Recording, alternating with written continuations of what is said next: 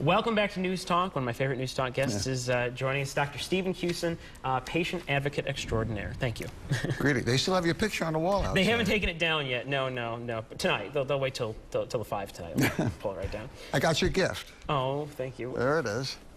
That's Anchors great. Away. Excellent. Oh my gosh. Thank you so much. It's kind of cool because most people spell it away, A-W-A-Y, but that's wrong.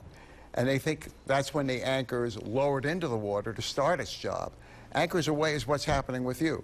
When the anchor is being lifted, its job is over, back onto the boat, which continues its journey. Oh my gosh. So your journey continues. The station will still be here. You're important. The boat will still be here. And it's still going to be. The boat's going to still. You're making the move. I'm touched. Thank you very much. Thank you very you're much. welcome. So I'm sure you have plenty you want to talk about today. Well, again, this for you is a destination, but I did some research on you. It's not a detour, because that was the name of your first feature length film. I had a short career in independent film before I came here. Yes. That's right. And if I call you Anchor Eddie, that's appropriate as well. That was your Another second film. Yep. So you're very accomplished. And I'm sure you'll do great in your next post. Thank you very much, sir. I've been interviewed a lot for the book and the practice, and I'm happy to say that a homegrown Dave Delichez is one of the best, most interesting and interested interviewers I've ever had the experience of being with. Thank you very much. I appreciate that. Now let's move on to medicine. All right, let's do that. Enough about you. Let's talk about Generation X, Y, and Z.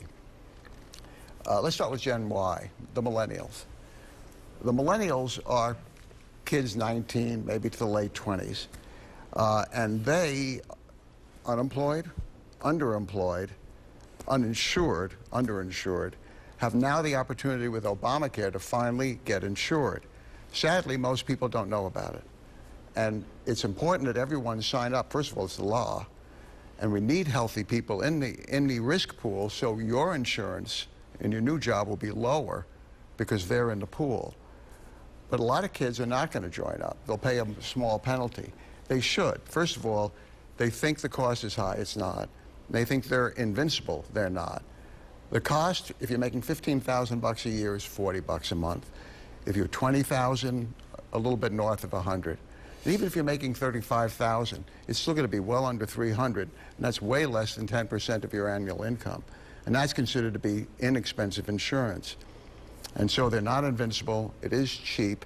It is being subsidized largely by the state, and it'll keep your insurance rates down because they're in the pool. For people like you, Generation X, the chances are 7 out of 10 when you get older, you're going to need long-term help at home. And that just came out this week from the Kaiser Foundation. 70% of Americans of the current age that you're in are going to need home care. And the way it is now, the vast majority are not protecting themselves, buying long-term care health insurance, or saving enough.